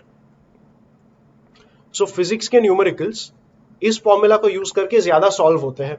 अब जो numerical इस concept पे आएगा वो कुछ ऐसा रहेगा। सो लेट अस से a body at 80 degrees Celsius cools up to let us say 75 degrees Celsius in surroundings temperature, in surroundings of temperature let's say 20 degrees Celsius. Find the time from start needed to cool up to let us say 50 degrees Celsius, and a body cools from 80 to 75 in let us say 5 minutes. तो इस type का numerical पूछेंगे। Of course they can modify the question a bit here and there, but by and large इस type का numerical रहेगा और जो solving रहेगा वो भी काफी स्टैंडर्ड है। सो आई सेड हम कैलकुलस वाला यूज नहीं करेंगे। The main equation is delta T upon T is minus K T minus T naught. So I said a body cools from 80 to 75. 80 to 75 अगर कूलिंग हुआ तो delta T का जो value है दैट इज अभी delta T actually change रहता है, so it is 75 minus 80 that is minus 5 upon the time taken was 5 minutes, so upon 5 आएगा इक्वल टू माइनस के। अब के का वैल्यू पता नहीं था, हम फर्स्ट कंडीशन से के का ही वैल्यू फाइंड करने की ट्राई करते हैं एंड के का वही वैल्यू हम जो गिवन क्वेश्चन है उसमें सब्स्टिट्यूट करके आंसर फाइंड करेंगे। अब T यहां पे होता है टेम्परेचर ऑफ द बॉडी। अब यहां पे टोटल दो टाइप के कैलकुलेशंस होते हैं। In one condition we take initial temperature of the body as the body temperature. देखो बॉडी अगर कूल कर रहा है फ्रॉम 80 टू 75 तो बॉडी का टेम्परेचर कांस्टेंट नहीं है, इट इज कंटिन्यूअसली चेंजिंग। तो बॉडी का टेम्परेचर क्या लेना, ये एक हमेशा डिबेटेबल पॉइंट रहता है. Like I said, in most of the cases initial temperature is taken as the value of T, and बहुत रेयर केसेस ऐसे भी आए हैं जहां पे इन दो टेम्परेचर्स का average temperature is taken as the value of T. इन दो का एवरेज 77.5 आएगा. So very rarely you might have to take T as 77.5. In most cases, like I said, initial temperature of the body is what we take the value of T over here. अगर आपके exams में ये question आया तो first take the initial temperature and check अगर answer है कि नहीं. अगर वो आंसर नहीं है तो take the average temperatures and check कि वो आंसर है कि नहीं. So if the initial temperature does not give the answer, the average will give you the answer. And अगर थियोरी पेपर्स लिखा रहेगा, so take in theory papers you take initial temperature only as the value of T. So ये एक major important ये एक major point रहेगा इस concept का, वो ध्यान में रखना. मैं दोनों ही से कैलकुलेट करके दिखा दूंगा, दोनों से आंसर थोड़ा अलग भी आएगा. So you need to know both the methods. फिलहाल टी को हम ले लेंगे initial body temperature which is 80. सो ये आएगा 80 minus the temperature of surroundings which is 20. सो ये होगा 60. ये दोनों कैंसिल होंगे तो यहाँ पर एक -1 बचेगा. That negative gets cancelled with the negative here and k का वैल्यू आ जाएगा 1/60. Now try to answer their question. Find the time from start needed to cool up to 50 degree Celsius. So अगर स्टार्टिंग से 50 तक देखेंगे, that temperature drop is 30. So जो delta T का value आएगा, डेल्टा मतलब चेंज, चेंज मतलब final minus initial, so that will be 50 minus 80 which is -30. So delta T को डाल दिया -30 divided by the time is what we were finding equal to minus k. K is 1/60, so minus k मतलब -1/60. T मतलब initial body temperature which is 80 and minus the surroundings temperature which is 20. So 80 minus 20 करोगे तो ये 60 आएगा. This 60 gets cancelled off with the 60 here and negative भी cut होगा. So T का value आ जाएगा 30 minutes. ये हमारा कैलकुलेशन रहेगा if we consider T as the starting temperature of the body. Now what if we consider T as the average temperature, तो उसका कैलकुलेशन होगा कुछ इस तरह से. Delta T 75 minus 80 that will be -5 upon time which is 5 that will be minus K. T को लेना था average of both the temperatures which is 77.5. I hope everyone knows average कैसे लेना है. It is 80 plus 75 divided by 2. So that will be 155 upon 2.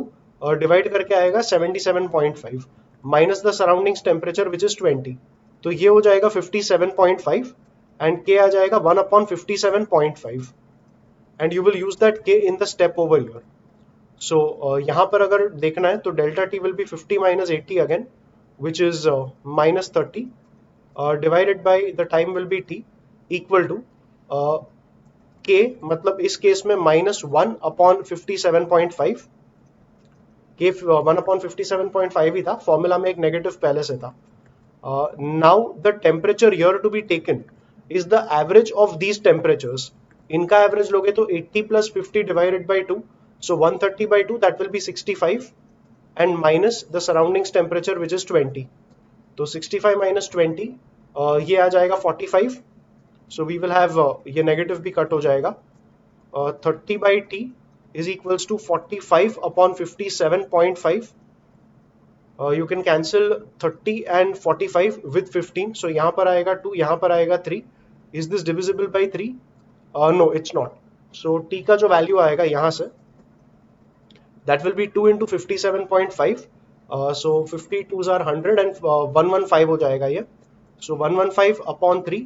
And when you divide you will have 3 then 25, so 38.33 minutes. So if you check the answers are varying quite a lot. मतलब अगर ये t को average temperature ले लिया तो answer अलग आएगा and initial temperature से भी अलग आएगा. Like I said the first preference is always taking t as initial temperature of body. And इससे अगर तुम्हारा आंसर मैच नहीं करता है, मतलब एमसीक्यू बेस्ड पेपर है, 4 ऑप्शंस है, तुम्हें initial temperature of the body लेके आंसर नहीं मिला, then take T as average of initial and final temperature. this will give you the answer if this does not give you the answer. तो ये थोड़ा बहुत एक वेरिएशन रहेगा, या ये एक थोड़ा बहुत डिस्कशन रहेगा around that concept of Newton's law of cooling. So yes, practice that concept properly, and we can now move on to the next part, that is radiation. This is what we were discussing. Conduction का हमने पूरा concept discuss किया. We discussed the numericals. Convection हमने discuss किया, the logic, and जो numerical हमें करना था Newton's law of cooling पे वो किया. And finally we move on to the third mode of heat transfer, that is radiation. Radiation में, like I said, there is no requirement of medium for transferring heat. मतलब heat transfer होगा vacuum में भी, and heat is transferred in the form of electromagnetic radiation, that is basically heat waves. So radiation में let's assume that there is a body. अगर तुम body को एक heat supply करोगे which is equal to Q, तो body इस heat का total तीन चीजें कर पाएगा. It can absorb some amount of heat, let's call it Q A. It can reflect some amount of heat, let's call it QR, and it can transmit some amount of heat, let's call it QT, and जो body ने absorb कर लिया that will be QA. so balance के हिसाब से तुम कह पाओगे कि जो इंसिडेंट हीट था Q, that should be equal to heat absorbed plus heat reflected plus heat transmitted. The first thing we define is coefficient of absorption.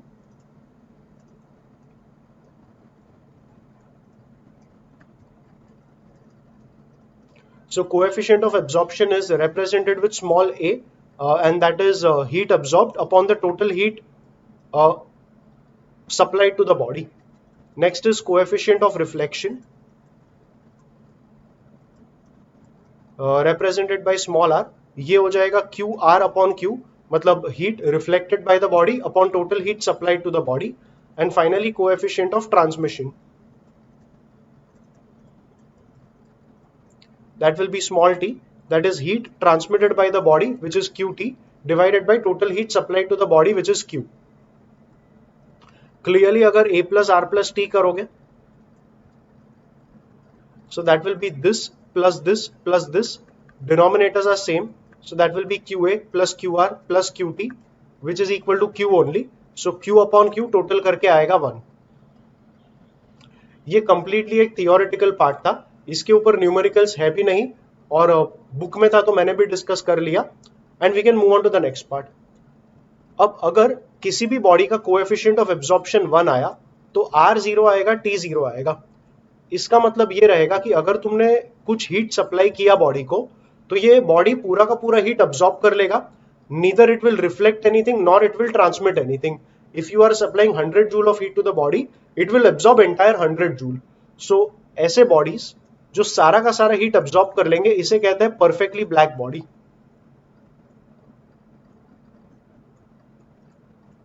In reality perfectly black body never exists, because her body थोड़ा ही सही थोड़ा तो थोड़ा heat reflect कर लेगा या तो transmit कर लेगा.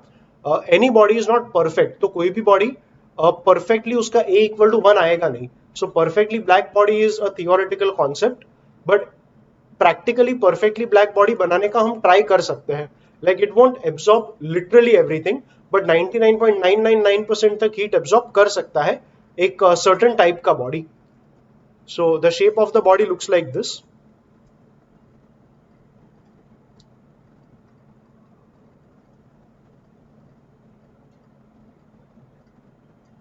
So it is a hollow sphere. Hollow sphere मतलब yeah, it's a hollow sphere. यहाँ पे एक छोटा सा cavity रहेगा. That cavity will allow heat radiation, heat waves to come inside the body. Now whatever heat waves are coming inside the body, यहाँ पे एक projection रहेगा, और एक काफी sharp point यहाँ पे दिया जाएगा. So if heat is coming inside the body, and let us say it does not hit this part, it just hits the sphere somewhere over here. तो यहाँ से रिफ्लेक्ट होके इधर आएगा, रिफ्लेक्ट होके यहाँ पर आएगा, रिफ्लेक्ट होके यहाँ पर आएगा, and there will be multiple reflections of that wave inside the body. अब इनसाइड ऑफ द बॉडी जो रहेगा, it will be coated with a black material. One of the examples is lamp black. अब ऐसे बहुत सारे examples तुम्हारे reference books में लिखे रहेंगे. रीड द NCERT और your government text book for more examples, but lamp black एक एग्जाम्पल हो चुका है। अब ये एग्जाम्पल ऐसा है कि लैम्प ब्लैक के ऊपर अगर तुम हीट इंसिडेंट करोगे तो it can absorb 99% of the heat in one hit. तो एक हिट में अगर ये हीट तुमने इंसिडेंट किया तो यहाँ पे 99% हीट एब्जॉर्ब हो जाएगा। अब 1% रिफ्लेक्ट होगा, वो जो 1% रिफ्लेक्ट हुआ सेकेंड बाउंस में वो 1% का भी 99% एब्जॉर्ब हो जाएगा, बचा हुआ 1% वापस रिफ्लेक्ट होगा। यहां पर जो बचा हुआ था उसका भी 99% एब्जॉर्ब हो जाएगा। सो विथ मल्टीपल रिफ्लेक्शंस तुम ज्यादा से ज्यादा हीट एब्जॉर्ब कर पाओगे। So this body is called Ferry's black body.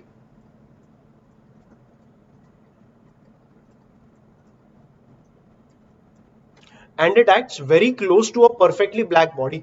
मतलब जो भी हीट तुमने इंसिडेंट किया most of the heat will be absorb, and practically देखे तो सारा ही हीट तुमने अब्सॉर्ब कर लिया है। मतलब अगर दो रिफ्लेक्शंस भी हो गया तो दो रिफ्लेक्शंस में मतलब पहले में 99% एब्सॉर्ब हुआ, सेकेंड वाले में जो 1% बचा था उसका भी 99%, मतलब इसके बाद सिर्फ 0.01% ही बचेगा। एक और रिफ्लेक्शन तो डिवाइड बाय 100, मतलब उससे भी इसका भी 99% एब्सॉर्ब हो जाएगा। So most of the heat you are anyway absorbing, and practically like I said ये सेटअप एक्ट करेगा like a perfectly black body. अब ये जो प्रोजेक्शन था, इस प्रोजेक्शन का काम कुछ ऐसा है कि मान लो जो इंसिडेंट हीट वेव आया, इफ इट मतलब मान लो ये प्रोजेक्शन अगर नहीं था और ये ऐसे ही रहता, अगर हीट वेव आया और परफेक्टली 180 डिग्री पे बाउंस बैक होके वापस बाहर चला गया, तो इस केस में तुम्हारा वो 1% का भी लॉस हो जाएगा। If you don't want a loss of that 1% also, तो यहां पे एक पॉइंटेड प्रोजेक्शन रखो। उस पॉइंटेड प्रोजेक्शन का काम ही यह है कि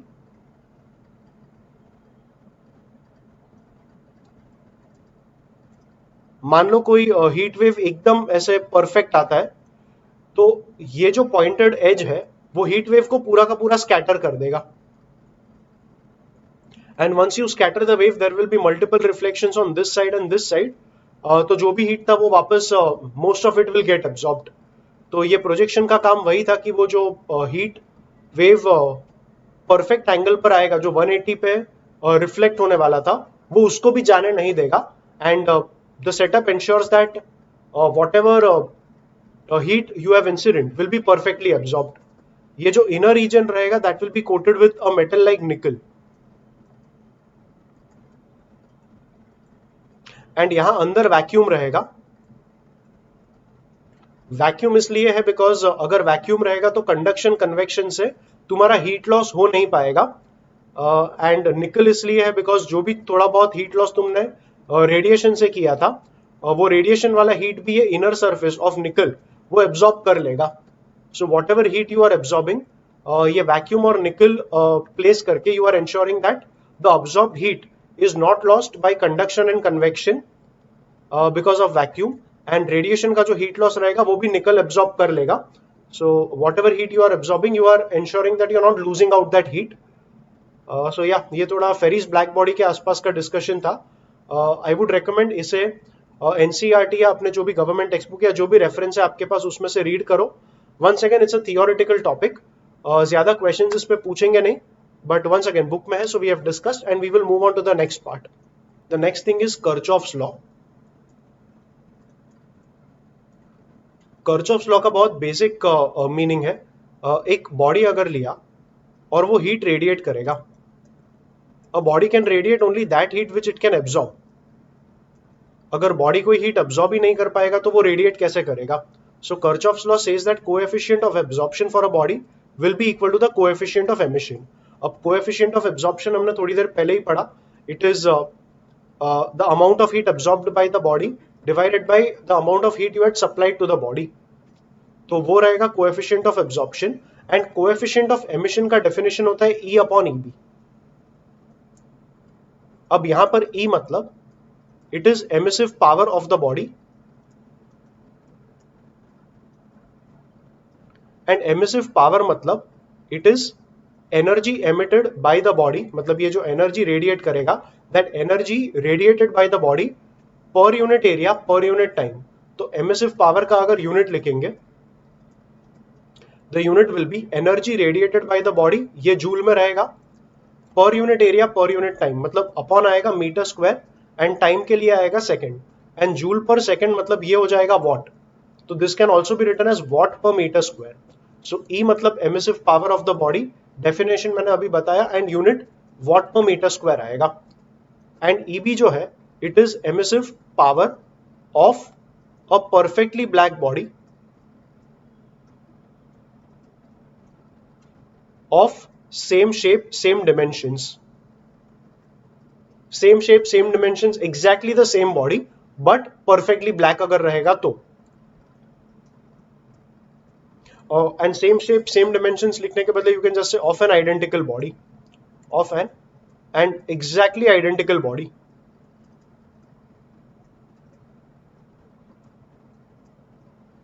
अब ईबी जो रहेगा वो डेफिनेटली हमेशा ज्यादा रहेगा, बिकॉज ब्लैक बॉडी सब कुछ एब्जॉर्ब करेगा तो एमिट भी सब कुछ करेगा। तो एमिसिव पावर किसी भी रैंडम बॉडी का एक आइडेंटिकल ब्लैक बॉडी के कंपेयर में हमेशा कम रहेगा। So E B will always be greater than E and coefficient of emission will always be less than 1। Same thing, coefficient of absorption भी 1 से कम ही रहेगा। So E upon E B is the coefficient of emission, coefficient of emission, and that coefficient of emission is E upon EB. E is emissive power of the body and EB is emissive power of a perfectly black body, and that black body should be exactly identical to the original body that you have taken. So yeah, Kirchhoff law ने बोला that A will be equal to E because इसका basic logic वही है कि एक body वही emit कर पाएगा जो उसने absorb किया है। Moving on, देखो यहाँ तक सब theory ही था, पूछ भी लेंगे तो थियोरेटिकल क्वेश्चन आएगा, न्यूमेरिकल्स आएगा इन दो कॉन्सेप्ट्स के ऊपर based. So the first law is वीन्स displacement law and the second law is Stephen's law. अब मान लो मैंने एक बॉडी लिया, उसे मैंने हीट किया, सराउंडिंग्स टेम्परेचर T0 था, बॉडी का टेम्परेचर T है, T is much greater than T0। तो बॉडी जब रेडिएट करेगा हीट को, रेडिएशन में हमने पढ़ा था that heat can be transmitted in the form of radiation which are electromagnetic waves. तो ये जो हीट वेव्स एमिट करेगा, the waves emitted will have all possible wavelengths, मतलब body waves emit करेगा of wavelength ranging from 0 to infinity. Every possible wavelength is going to be emitted by the body when you heat it and keep it in surroundings, and वो अगर body heat radiate करेगा तो the heat radiations will have all possible wavelengths, but एक particular wavelength ऐसा रहेगा जिसके number of waves maximum रहेंगे। So अगर मैं ग्राफ प्लॉट करूं of wavelength on X and intensity on the Y axis, intensity is actually energy per unit area per unit time. तो energy per unit area per unit time, तो इसका भी unit हो जाएगा joule per metre square second, that makes it watt per metre square. But intensity in a way is proportional to the number of waves. I am not getting into the details of how this happens, but अभी के लिए समझ लो that intensity is proportional to the number of waves। मैंने कहा अगर एक body को heat करके सराउंडिंग्स में छोड़ दोगे तो बॉडी हीट वेव्स रेडिएट करेगा ऑफ ऑल पॉसिबल वेवलेंथ्स। तो हर वेवलेंथ का थोड़ा बहुत वेव्स मिलेगा, बट एक पर्टिकुलर वेवलेंथ ऐसा रहेगा जिसके नंबर ऑफ वेव्स मैक्सिमम रहेंगे। सो इंटेंसिटी वर्सेस लैम्बडा का जो ग्राफ रहेगा it will look like this. Notice करो हर वेवलेंथ का वेव एमिट हुआ है, बट एक पर्टिकुलर वेवलेंथ ऐसा था, this is let's call it lambda M. Lambda M मतलब लैम्बडा मैक्स, इसके जो नंबर ऑफ वेव्स आए वो मैक्सिमम आए, मतलब लैम्बडा एम का जो इंटेंसिटी आएगा वो मैक्सिमम आएगा। This happens at a particular temperature T1। So at temperature T1 intensity versus lambda का ग्राफ बॉडी के लिए कुछ ऐसा दिखा। अब मान लो मैंने टेम्परेचर बढ़ा दिया, इसका टेम्परेचर T1 था, अब मैंने टेम्परेचर बढ़ा दिया T1 से लेके T2 तक। सो T2 is greater then T1।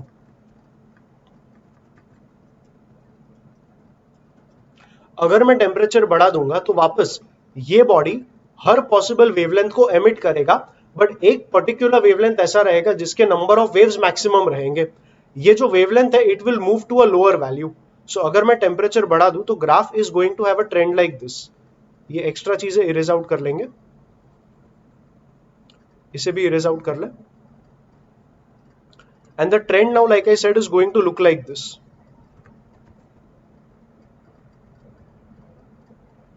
This is the trend at a temperature T2. I said T2 is greater than T1 और ये जो लैम्बडा मैक्स हमें मिला, we are getting it at a lower wavelength now. So we can say this is lambda max for 1, this is lambda max for 2. ऐसा इसलिए हुआ क्योंकि waves में एनर्जी का फॉर्मूला होता है h इंटू एफ। h मतलब प्लैंक्स कांस्टेंट, इसका वैल्यू रहता है 6.63 इंटू 10 पावर माइनस 34। यूनिट देखोगे तो एनर्जी का unit joule, frequency is like 1 upon time, तो फ्रीक्वेंसी का यूनिट आएगा पर सेकेंड, वो पर सेकेंड मतलब अपॉन सेकेंड जो है उसे भी लेफ्ट में ले लो तो joule second. So 6.63 10 power minus 34 joule second is the unit of h and f मतलब फ्रीक्वेंसी ऑफ द वेव होता है। एंड फ्रीक्वेंसी का formula can be derived from the wave equation v equal to F lambda. v मतलब wave velocity, lambda मतलब wavelength and f मतलब frequency.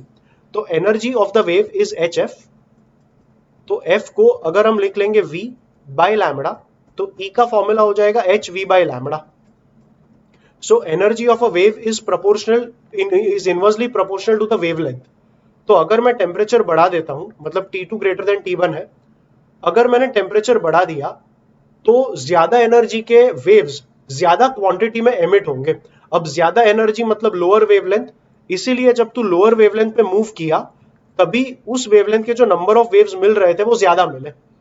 So that is the logic of wavelength मतलब lambda max moving to lower values as temperature increases. तो यहां पे equation कुछ ऐसा है that lambda max is inversely proportional to temperature. अगर टेम्परेचर बढ़ाओगे तो जो लैम्बडा मैक्स रहेगा it will shift to lower values. So lambda max inversely proportional to temperature. Proportionality हटाओगे तो कांस्टेंट आएगा, that constant of proportionality is b and b is called Wien's constant.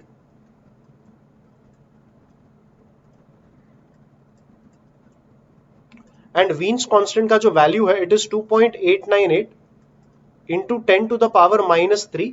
Unit देखो, lambda का unit metre आएगा, temperature का unit kelvin आएगा। So अगर kelvin को लेफ्ट में ले लिया तो बी का यूनिट आ जाएगा मीटर केल्विन। एंड इस फॉर्मूला के ऊपर काफी सारे सम्स पूछते हैं। सो ये एक फाइनली टॉपिक आया रेडिएशन वाले सेक्शन में जहां पे हमने एक फॉर्मूला पढ़ा जिसके ऊपर न्यूमेरिकल्स बनेंगे। So yeah Wien's displacement law is a thing you need to remember and like I said इस फॉर्मूला के ऊपर क्वेश्चंस आएंगे। When you read this law make sure that you understand the entire concept properly. And या we can now move on with the second law that is the Stefan's law. इसमें भी एक formula बनेगा, इसके ऊपर भी numericals आते हैं। स्टीफन्स लॉ मतलब मान लो एक बॉडी है, उसे हीट किया up to a temperature T, surroundings का टेम्परेचर T0 है, तो body will keep on radiating heat.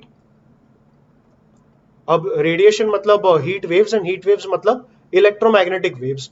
Stephen's law कहता है दैट द एमिसिव पावर, अगर ये बॉडी ब्लैक बॉडी था, so emissive power of a black body will be directly proportional to the fourth power of absolute temperature. Absolute temperature मतलब Kelvin temperature. अगर proportionality हटा देंगे तो EB will be sigma into T power 4, where sigma is called Stephen's constant.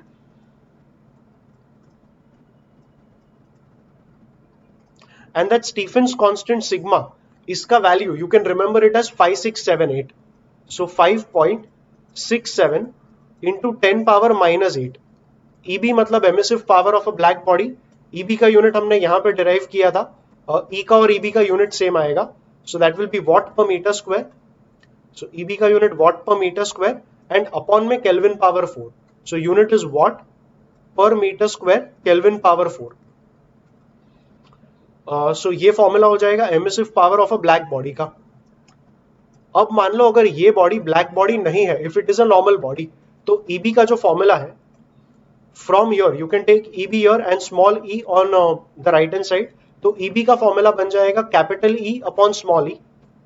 So we can replace EB as E upon small e equal to sigma T power 4. and small e can be taken on the right. So emissive power of an ordinary body is E sigma T power 4. And emissive power का formula हमने clearly लिखा था. Formula मतलब definition, that is emissive power of a body is the energy radiated by the body per unit area per unit time.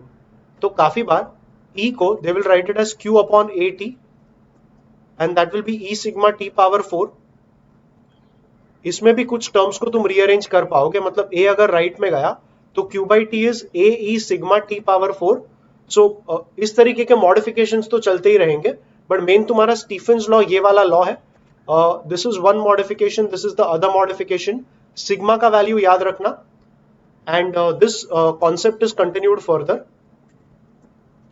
If body is kept in surroundings of temperature T naught,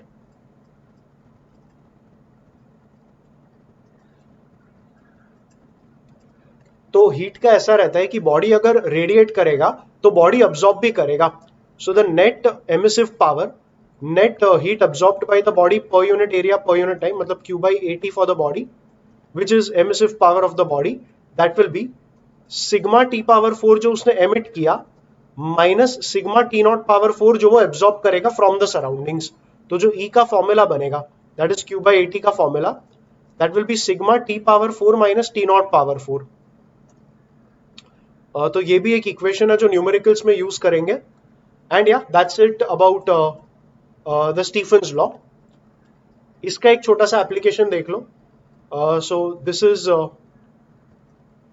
the sun. Sun का radius मान लो RS है.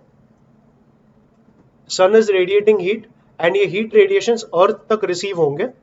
So that is the earth and earth का radius let's call it RE. The distance between the centers of earth and sun is small d. Center of earth to center of sun, the distance is small d. We want to find, okay, temperature of the sun is Ts. We want to find heat received on earth per unit time from sun. So ये question है, find the heat received per unit time on earth from the sun. अब sun जो भी heat radiate करेगा वो कितना रहेगा. सो bye Stephen's law, अगर कोई परफेक्टली ब्लैक बॉडी है, we assume sun as a perfectly black body, so the emissive power of the sun will be sigma T power 4. So the sun is radiating heat at sigma into Ts power 4, but this is the heat radiated by the sun per unit area per unit time. So into अगर हम कर लेंगे sun का area, that will be sun is a sphere, sphere का area is 4 pi r square, so ये हो जाएगा 4 pi r s square. यहाँ तक हमें मिला, this was heat radiated by the sun per unit area per unit time. यहाँ तक मिल जाएगा heat radiated by the sun per unit time. ये जो भी heat radiate होगा, ये एक स्पीयर से रेडिएट हुआ है. You make a bigger sphere over here. अगर मैं D को रेडियस लेके एक बड़ा स्पीयर बना लूं, it will not fit in the screen, but you can imagine what sphere I am making. जो भी हीट सन ने रेडिएट किया वो इस बड़े स्पीयर के पूरे सरफेस पे रिसीव होगा. So if this was the heat radiated by the sun per unit time, this is the very heat received by the bigger sphere per unit time. अगर बिगर स्पीयर पे इतना heat receive हुआ पर unit time, तो बिगर spear के लिए per unit area जो heat receive होगा that will be, this is heat received by the bigger sphere per unit time. अगर हम स्पीयर के एरिया से डिवाइड कर दे, that is 4 pi d square. d इस बड़े स्पीयर का रेडियस था, तो उसका एरिया आएगा 4 pi d square. This is heat received by the sphere per unit time. Now it becomes per unit area. So now this will be the heat received per unit time per unit area for the bigger sphere. So इस point पे भी we can say, इस point पे मतलब अर्थ पे, this is the heat received per unit area per unit time. But हमें सिर्फ चाहिए था find the heat received on earth per unit time only. So हमें अर्थ के एरिया से मल्टीप्लाई करना पड़ेगा. अब अर्थ का सिर्फ outer hemisphere is exposed, outer hemisphere का एरिया कोई भी कहेगा कि अगर पूरा area was 4 pi r square, then only this outer area will be half of 4 pi r square, which is 2 pi r square. But ये गलत हो जाएगा, because when heat is received from sun on the earth, we assume that earth receives all that heat from a circular area in front of it. अब circular area मतलब ये तुम्हारा 2D area हो जाएगा. Circular area in front of earth, अगर अर्थ का radius are ही था तो अर्थ के सामने एक सर्कल बना दोगे, ये सर्कल का रेडियस भी आर ई ही आएगा, but it is a 2D shape. सारा का सारा heat from the sun will be obtained on earth from this circle. Circle का एरिया सिर्फ पाई आर स्क्वायर ही आएगा. So when you multiply this with area of the earth, you have to multiply it with area of a circular region in front of the earth. इस circular region का area आएगा pi R E square. And अगर इतना part था heat received per unit time per unit area of the bigger sphere, then heat received on the earth per unit time, ये मिला इसे multiply करके area of the अर्थ के साथ. Area of the earth मतलब area of a circle in front of the earth, and this finally becomes heat received on earth from sun per unit time. सो ये एक छोटा सा सिंप्लीफिकेशन है जो पास्ट पेपर्स में एक बार पूछा गया है. I am not sure if it's only once और multiple times, but this type of simplification has appeared in the previous papers, so be aware of it. यहाँ पे भी अगर 4 पाई और 4 पाई कैंसिल किया तो चलेगा, and the simplified form will be sigma T S power 4 into R S square. R S मतलब sun का radius upon D square. D मतलब distance between the sun and earth मतलब center to center distance into pi r e square मतलब area of a circular region in front of earth. So yeah, this is it. That's it with everything I wanted to cover in this video.